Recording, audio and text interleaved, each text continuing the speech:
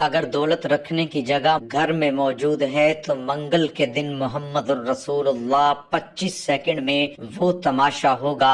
10 کروڑ بھی مانگو تو اللہ وہ بھی دے دے گا انشاءاللہ. بسم اللہ الرحمن الرحیم. محترم ناظرین، آپ یہ وظیفہ کسی مقصد یا مسائل کے لیے پڑھ سکتے ہیں. یعنی آپ کا کوئی مقصد، کوئی حاجت ہے، کوئی دلی مراد ہے، پیسوں کی ضرورت ہے، مال و دولت میں اضافہ چاہتے ہیں، رزق میں ترقی چاہتے ہیں، کاروبار میں ترقی چاہتے ہیں، کوئی بھی مسئلہ ہو، پریشانی ہو، مصیبت ہو، کوئی آپ کو تنگ کر رہا ہو یا کوئی آپ کا دشمن ہو، یا گھریلو مسائل ہیں، گھر میں جھگڑے ہیں، کوئی بھی مسئلہ ہو، انشاءاللہ یہ وظیفہ کرنے سے تمام مقاصد پورے ہوں گے، تمام مسائل حل ہوں گے، جو مانگیں گے جلد اور سب ملے گا انشاءاللہ. محترم ناظرین، آج کا وظیفہ بہت ہی خاص ہے اور اس میں ایک لفظ محمد الرسول اللہ اور قرآن مجید کی ایک سورت کا عمل ہے. آج کی اس ویڈیو میں ہم جو عمل آپ کو بتائیں گے، یہ خاص وظیفہ ایک لفظ ہیں گے، یہ خاص وظیفہ ایک لفظ محمد الرسول اللہ اور قرآن پاک کی ایک چھوٹی سورت کی صرف ایک آیات پر مشتمل ہے، اور آپ نے اس عمل کو لازمی کرنا ہے انشاءاللہ تعالی. اس عمل کو کرنے سے آپ کے پاس اتنا پیسہ اور اتنا مال و دولت آ جائے گی. اگر آپ غریب ہیں، آپ کے گھر میں مالی حالات ٹھیک نہیں ہیں، تو آپ کے گھر میں مالی حالات اس قدر بہتر ہو جائیں گے کہ آپ کے جتنے بھی رشتہ دار ہیں وہ آپ کو دیکھتے ہی رہ جائیں گے. یہ خاص وظیفہ ہماری بہت سی بہنوں اور بھائیوں کا آزمایا ہوا عمل ہے. اللہ تبارک و تعالیٰ کے فضل و کرم سے گھر سے غربت اور تنگ دستی ختم ہو جائے گی اور گھر میں مال و دولت کی بارش ہونا شروع ہو جائے گی. ایک لفظ محمد الرسول اللہ اور یہ سورت فاتحہ کا ایک خاص عمل ہے. سورت فاتحہ کی بہت عظیم اہمیت اور فضیلت ہے. اس سورت کے بہت سے فضائل ہیں جن میں چند درج ذیل ہیں. سورت فاتحہ نماز کا رکن ہے، چنانچہ سورت فاتحہ کے بغیر نماز صحیح ہو ہی نہیں سکتی. جیسے کہ سیدنا عبادہ بن صامت رضی اللہ عنہ سے مروی ہے کہ رسول اللہ صلی اللہ علیہ وسلم نے فرمایا، اس شخص کی کوئی نماز نہیں جس نے سورت فاتحہ نہیں پڑھی. امام نوری رحمت اللہ علیہ کہتے ہیں اس سورت میں سورت فاتحہ کے واجب ہونے کا بیان ہے کہ سورت فاتحہ پڑھنا لازم ہے. چنانچہ سورت فاتحہ کا متبادل کوئی نہیں ہے سوائے ایسے شخص کے لیے جسے سورت فاتحہ نہیں آتی. سورت فاتحہ قرآن کریم کی افضل ترین سورت ہے. چنانچہ امام ترمذی نے حدیث نمبر 2875 کے تحت ایک روایت ذکر کی ہے اور اسے صحیح بھی قرار دیا کہ سیدنا ابو ہریرہ رضی اللہ عنہ کہتے ہیں کہ رسول اللہ صلی اللہ علیہ وسلم نے ابی بن کعب رضی اللہ عنہ سے فرمایا، کیا آپ یہ پسند کرتے ہیں کہ میں آپ کو ایسی عظیم سورت سکھاؤں کہ اس جیسی سورت تورات، انجیل اور زبور سمیت قرآن مجید میں بھی نازل نہیں ہوئی؟ تو ابی بن کعب نے کہا، جی ہاں اللہ کے رسول مجھے سکھائیے. تو آپ صلی اللہ علیہ وسلم نے فرمایا، تم نماز میں کیسے قرات کرتے ہو؟ ابو ہریرہ کہتے ہیں کہ ابی بن کعب نے سورت فاتحہ کی تلاوت شروع کی. اس پر رسول اللہ صلی اللہ علیہ وسلم نے فرمایا، اس ذات کے جس کے ہاتھ میں میری جان ہے، تورات، انجیل، زبور اور قرآن مجید میں اس جیسی سورت نازل نہیں ہوئی. سورت فاتحہ ہی بار بار پڑھی جانے والی 7 آیات ہیں. اسی سورت کے بارے میں اللہ تعالیٰ نے فرمایا، ترجمہ، یقیناً ہم نے آپ کو 7 آیات جو کہ بار بار پڑھی جانے والی ہیں اور قرآن عظیم عطا کیا ہے. سورت فاتحہ 7 آیتوں پر مشتمل ہے، جن میں سے پہلی 3 آیات میں اللہ تعالیٰ کی حمد و ثنا ہے اور آخری 3 میں انسان کی طرف سے دعا و درخواست کا مضمون ہے جو رب العزت نے اپنی رحمت سے خود ہی انسان کو سکھایا ہے. اور درمیانی ایک آیت میں دونوں چیزیں مشترک ہیں، کچھ حمد و ثنا کا پہلو ہے، کچھ دعا و درخواست کا. صحیح مسلم میں بروایت حضرت ابو ہریرہ رضی اللہ عنہ منقول ہے کہ رسول اللہ صلی اللہ علیہ وسلم نے فرمایا کہ حق تعالیٰ نے فرمایا ہے کہ نماز یعنی سورت فاتحہ میرے اور بندے کے درمیان 2 حصوں میں تقسیم کی گئی ہے، نصف میرے لیے ہے اور نصف میرے بندے کے لیے، اور جو کچھ میرا بندہ مانگتا ہے وہ اس کو دیا جائے گا. پھر رسول اللہ کہتا ہے الحمدللہ رب العالمین، تو اللہ تعالیٰ فرماتا ہے کہ میرے بندے نے میری حمد کی ہے. اور جب وہ کہتا ہے الرحمن الرحیم، تو اللہ تعالیٰ فرماتا ہے کہ میرے بندے نے میری تعریف و ثنا بیان کی ہے. اور جب بندہ کہتا ہے مالک یوم الدین، تو اللہ تعالیٰ فرماتا ہے میرے بندے نے میری بزرگی بیان کی ہے. اور جب بندہ کہتا ہے ایاک نعبد و ایاک نستعین، تو اللہ تعالیٰ فرماتا ہے کہ یہ آیت میرے اور میرے بندے کے درمیان مشترک ہے، کیونکہ اس میں ایک پہلو حق تعالیٰ کی حمد و ثنا کا ہے اور دوسرا پہلو بندے کی دعا و درخواست کا. اس کے ساتھ یہ بھی ارشاد ہوا کہ میرے بندے کو وہ چیز ملے گی جو اس نے مانگی. پھر جب بندہ کہتا ہے اہدنا الصراط المستقیم، آخر تک تو حق تعالیٰ فرماتا ہے کہ یہ سب میرے بندے کے لیے ہے اور اس کو وہ چیز ملے گی جو اس نے مانگی. نبی کریم صلی اللہ علیہ وسلم نے فرمایا کہ سورت فاتحہ ہر بیماری کی شفا ہے. اس طرح حدیث میں ہے رسول اللہ صلی اللہ علیہ وسلم نے فرمایا کہ قرآن کریم کے سب سورتوں میں عظیم ترین الحمدللہ रब्बिल आलमीन है, असहाब रसूल अल्हम्दुलिल्लाह रब्बिल आलमीन है। असहाब रसूल हजरत अबू ज़ैद रज़ी अल्लाह अन्हु फरमाते हैं, एक मर्तबा रात का वक्त था, मेरे प्यारे आका मक्की मदनी मुस्तफा सल्लल्लाहु अलैहि वसल्लम के साथ मदीना मुनव्वरा की एक गली से गुजर रहा था। अचानक एक घर से आवाज आई। एक सहाबा रज़ी अल्लाह अन्हु तहज्जुद की नमाज में सूरत फातिहा की तिलावत कर रहे थे। उसे सुनकर रसूल अकरम नूर मुजस्सम सल्लल्लाहु अलैहि वसल्लम ठहर गए और सूरत फातिहा की तिलावत सुनने लगे। जब सहाबी रज़ी अल्लाह अन्हु ने सूरत फातिहा मुकम्मल पढ़ ली तो अल्लाह पाक के आखिरी नबी रसूल हाशमी सल्लल्लाहु अलैहि वसल्लम ने फरमाया, मा फिल कुरआनी मिसलुहा, यानी कुरान मजीद में इस जैसी कोई सूरत नहीं। तहकीक इंसान का वाहिद मकसद ये है कि इंसान अल्लाह ताला की इबादत और बंदगी करे, उसके अलावा जितने भी उमूर है जिनको इंसान अंजाम देता है, इसलिए भी ताकि वो इबादत इलाही के मामले में इंसान के माउन बन सके। इबादत अल्लाह तबारक व तआला के हुक्म और नाफिज करदा चीजों को अंजाम देना और मना चीजों से रुक जाना, लेकिन इबादत के अंदर की अंजाम दही की सूरत में मुरत्तब होने वाले अजर और सवाब में बड़ा फर्क है। चुनांचे कुछ काम ऐसे हैं जिनकी फजीलत और अहमियत और अजर और सवाब बहुत ज्यादा है, और कुछ ऐसे हैं जिनका सवाब दीगर इबादतों की निस्बत कुछ कम है।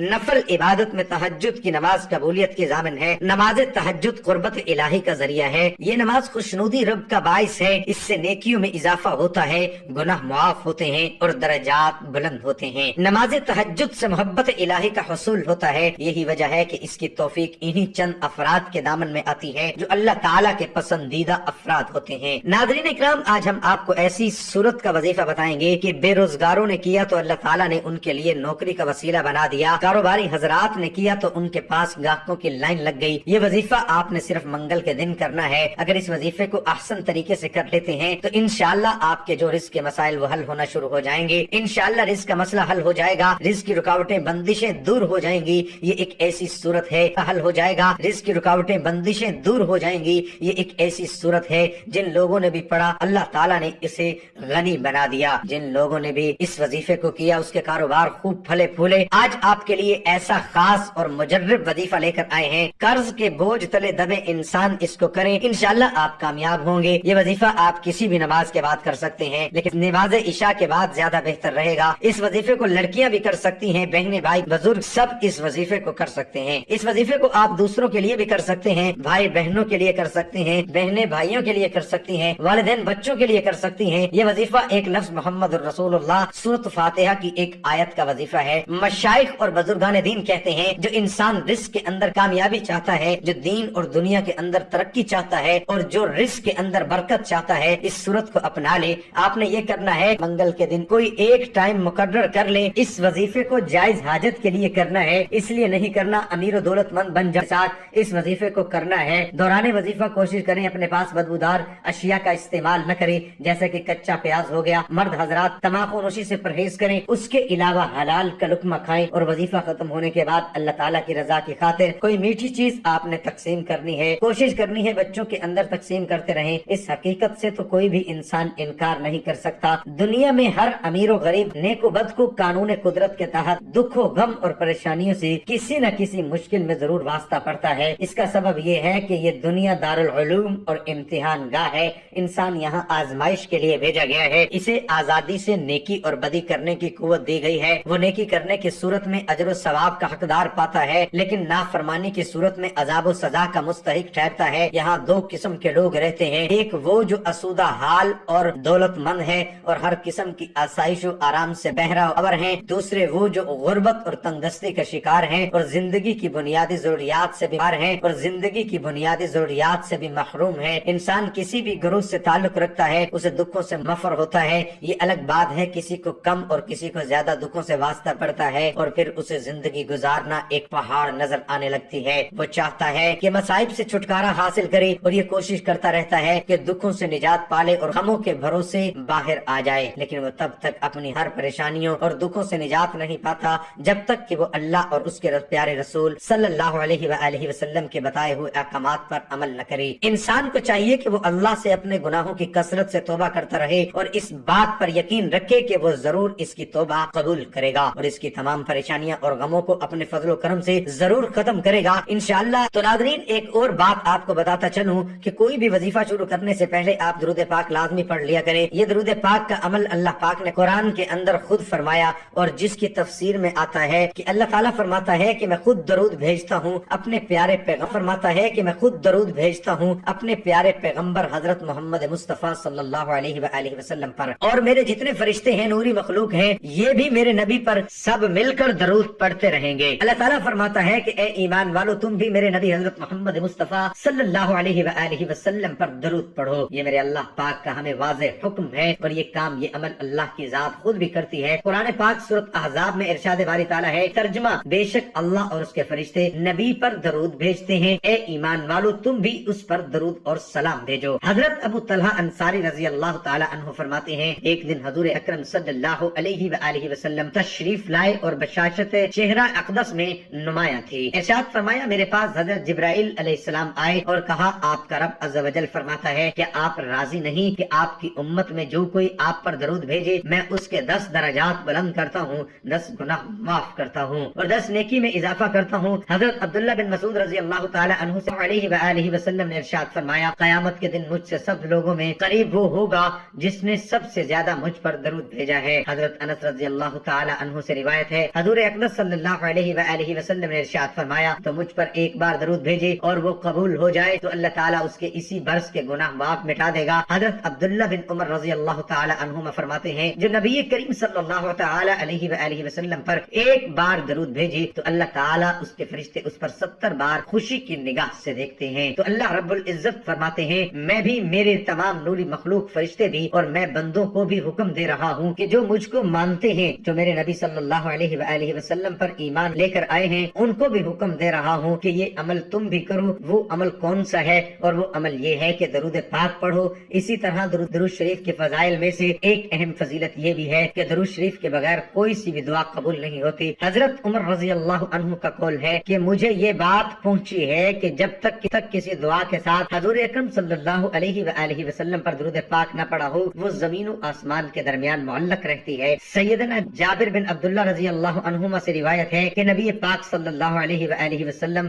منبر پر جلوہ افروز ہوئے، جب پہلی سیڑھی پر چڑھے تو فرمایا آمین، پھر دوسری سیڑھی پر چڑھے تو فرمایا آمین، پھر تیسری پر چڑھے تو فرمایا آمین۔ صحابہ نے کہا، اللہ کے رسول، ہم نے آپ کو 3 مرتبہ آمین کہتے ہوئے سنا۔ آپ صلی اللہ علیہ وآلہ وسلم نے فرمایا، جب میں پہلی سیڑھی پر چڑھا تو جبرائیل امین میرے پاس آئے اور کہا، بدبخت ہے وہ شخص جس نے رمضان کا مہینہ پایا پھر وہ گزر گیا، اس کی بخشش نہ ہوئی۔ تو میں نے کہا آمین، پھر کہا بدبخت ہے وہ بندہ جس نے اپنے والدین یا دونوں میں سے ایک کو پایا اور انہوں نے اس کو جنت میں داخل نہ کروایا۔ تو میں نے کہا آمین، پھر کہا کم وقت ٹھہرا وہ شخص جس کے سامنے آپ کا ذکر ہو اور اس نے آپ پر درود نہ پڑا۔ میں نے کہا آمین۔ ناظرین اکرام، خود ہی اندازہ لگاؤ کہ کتنی سخت وعید آئی ہے۔ اللہ کا حکم ہے اور اللہ کے حکم کو لے کر آنے والا سارے فرشتوں کا سردار فرشتہ حضرت جبرائیل امین علیہ الصلوۃ والسلام ہے، اور جس ہستی کے پاس وہ فرشتہ آتا ہے وہ سارے نبیوں کا امام ہے۔ اب میرے نبی آمین کہہ رہے ہیں اور اللہ کا حکم ہے، اور اس کے اندر کوئی شک و شبہ باقی نہیں ہے کہ وہ دعائیں قبول ہو چکی ہیں۔ میرے بھائیوں اور بہنوں، میرے نبی پاک صلی اللہ علیہ وآلہ وسلم پر درود پڑھنا عین عبادت ہے۔ دیکھو، اللہ نے 2 فرشتے مقرر کیے ہیں، ایک دائیں اور بائیں۔ جب درود انسان پڑھتا ہے تو یہ دونوں فرشتے نیکیاں لکھنا شروع کر دیتے ہیں۔ یہ واحد عمل ہے۔ کسی نے پوچھا کہ نیکیوں والے فرشتے کی تو سمجھ آتی ہے کہ وہ نیکیاں لکھے گا، جبکہ برائیوں والا کیا لکھتا ہے؟ آپ نے فرمایا جب درود پڑھا جاتا ہے تو وہ برائیاں مٹانا شروع کر دیتا ہے۔ تو اس لیے میرے بھائی، میرے نبی پاک صلی اللہ علیہ وآلہ وسلم کی بڑی عزت اور شان اور وقار ہے، اس لیے درود پاک کی کثرت کرنی چاہیے۔ ناظرین اکرام، اس وظیفے کی طرف چلتے ہیں تو آپ نے سب سے پہلے منگل کے دن عشاء کی نماز پڑھنی، اتحیات کی حالت میں ہی بیٹھ کر 1 مرتبہ اعوذ باللہ من الشیطان الرجیم پڑھنا ہے، اس کے بعد 1 مرتبہ بسم اللہ الرحمن الرحیم پڑھنا ہے، اور اس کے بعد اول و آخر کم سے کم بھی 3 مرتبہ درود شریف پڑھیں۔ کوشش کریں کہ تعداد زیادہ ہو۔ درود پاک کی 1 دفعہ ثواب کی نیت سے میرے ساتھ بھی درود پاک پڑھ لیں۔ اللہم صلی علی محمد وعلی آل محمد کما صلیت علی ابراہیم وعلی آل ابراہیم انک حمید مجید۔ اللہم بارک علی محمد وعلی آل محمد کما بارکت علی ابراہیم وعلی آل ابراہیم انک حمید مجید۔ درود پاک پڑھ کر الحمدللہ شریف یعنی سورۃ فاتحہ جو ہے آپ نے صرف 3 مرتبہ پڑھنا ہے۔ بسم اللہ الرحمن الرحیم، الحمدللہ رب العالمین، الرحمن الرحیم، مالک یوم الدین، ایاک نعبد و ایاک نستعین، اہدنا اهدنا الصراط المستقیم صراط الذین انعمت علیہم غیر المغضوب علیہم ولا الضالین۔ جب آپ اس آیت پر پہنچے تو یہی آیت 11 مرتبہ پڑھ لے۔ آیت یہ ہے ایاک نعبد و ایاک نستعین۔ جب سورۃ فاتحہ پڑھنے لگے تو ہر مرتبہ یہی آیت صرف 11 مرتبہ پڑھ کر آگے پڑھ لے اور دوبارہ شروع سے پڑھنا شروع کر دے۔ اس طریقے سے صرف 3 مرتبہ سورۃ فاتحہ پڑھیں، لیکن یہی آیت پھر 11 مرتبہ آپ نے پڑھنا ہے۔ اس طرح یہ آیت 33 مرتبہ بن جائے گی۔ جب یہ اکیلی آیت 33 بار ہو جائے گا، باقی سورۃ فاتحہ 3 بار ہو جائے گی۔ اس کے بعد سورۃ اخلاص 11 مرتبہ پڑھیں، بسم اللہ الرحمن الرحیم، قل هو اللہ احد اللہ الصمد لم یلد ولم یولد ولم یکن لہ کفوا احد۔ اس کے بعد 21 مرتبہ آپ نے محمد الرسول اللہ محمد الرسول اللہ پڑھنا ہے۔ اور جب آپ یہ عمل کریں، اول و آخر کم سے کم بھی 3 بار درود شریف کے ساتھ پڑھیں، پھر اس کے بعد اللہ پاک سے دعا مانگیں۔ یہ ایسا وظیفہ ہے کہ انشاءاللہ آپ کی کوئی بھی دعا رد نہیں ہوگی۔ یہ انتہائی طاقتور اور آزمودہ ہے، یہ بہت ہی مجرب وظیفہ ہے۔ میں نے سوچا یہ تحفہ اپنے ناظرین کو بھی دے دوں، یہ تحفہ اپنے ناظرین کو بھی دے دوں، کیونکہ اس دور میں کافی لوگ پریشان ہیں، روپے پیسے کی کمی ہے۔ انشاءاللہ العزیز اللہ رب العزت آپ کو بھی اپنے فضل و کرم سے اس مالی تنگ دستی سے نجات دے گا انشاءاللہ، اور خوشخبری ملے گی۔ اور یہ عمل ایمانداری کے ساتھ اور مکمل یکسوئی کے ساتھ کروں۔ محترم ناظرین، حضرت زید بن ثابت رضی اللہ عنہ کہتے ہیں کہ نبی کریم صلی اللہ علیہ وآلہ وسلم اپنے حجرے پر بنی نجار کے ایک باغ میں تھے، ہم بھی اس کے ساتھ تھے۔ اچانک خچر بھدک گیا، قریب تھا کہ آپ کو گرا دیتا۔ 6، 5 یا 4 قبریں تھی۔ آپ صلی اللہ علیہ وآلہ وسلم ان قبروں کو کون جانتا ہے؟ ایک آدمی نے کہا میں۔ آپ صلی اللہ علیہ وآلہ وسلم نے فرمایا یہ لوگ کب فوت ہوئے ہیں؟ اس نے کہا زمانہ شرک میں۔ آپ نے فرمایا یہ امت میری قبروں میں آزمائی جائے گی، اگر مجھے اس بات کا خدشہ نہ ہوتا تم اپنے مردے دفن نہ کرو گی تو میں اللہ تعالیٰ سے دعا کرتا کہ تمہیں بھی وہ عذاب قبر سنائے جو میں سن رہا ہوں۔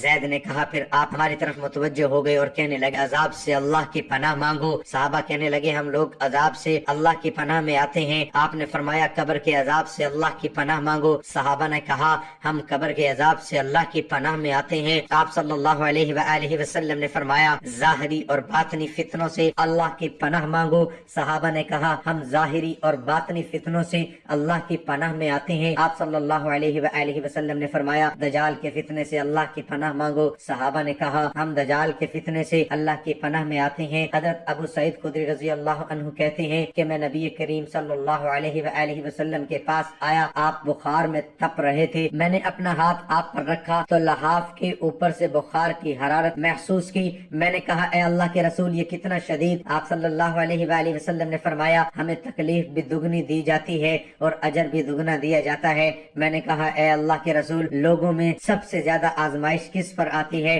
آپ صلی اللہ علیہ وآلہ وسلم نے فرمایا ہم رام علیہ السلام پر، پھر نیک لوگوں پر کسی کی محتاجی میں آزمایا جاتا ہے، حتیٰ کہ اس کے پاس صرف وہ چادر بچتی ہے جو اسے ڈھانپتی ہے، اور وہ آزمائش میں اتنا خوش ہوتا ہے جتنا تم سے کوئی بھی شخص خوشحالی میں مسرور ہوتا ہے۔ رسول اللہ صلی اللہ علیہ وآلہ وسلم نے ارشاد فرمایا اللہ کی قسم مجھے تمہارے لیے غریبی کا خوف نہیں ہے، بلکہ مجھے خوف ہے کہ پہلے قوموں کی طرح کہیں تمہارے لیے دنیا یعنی مال و دولت کھول دی جائے اور تم اس کے پیچھے پڑ جاؤ، پھر وہ مال و دولت پہلے لوگوں کی طرح تمہیں ہلاک کر دے۔ رسول اللہ صلی اللہ علیہ وآلہ وسلم نے ارشاد فرمایا حلال واضح ہے، حرام واضح ہے، ان کے درمیان 6 مشتبہ چیزیں ہیں جن کو بہت سارے لوگ نہیں جانتے۔ جس شخص نے شبہ والی چیزوں سے اپنے آپ کو بچا لیا اس نے دین اور عزت کی حفاظت کی، اور جو شخص مشتبہ چیزوں میں پڑے گا وہ حرام چیزوں میں پڑ جائے گا، اس چرواہے کی طرح جو دوسرے کی چراگاہ کے قریب بکریاں چراتا ہے، کیونکہ بہت ممکن ہے کہ اس کا جانور دوسرے کی چراگاہ سے کچھ چر لے۔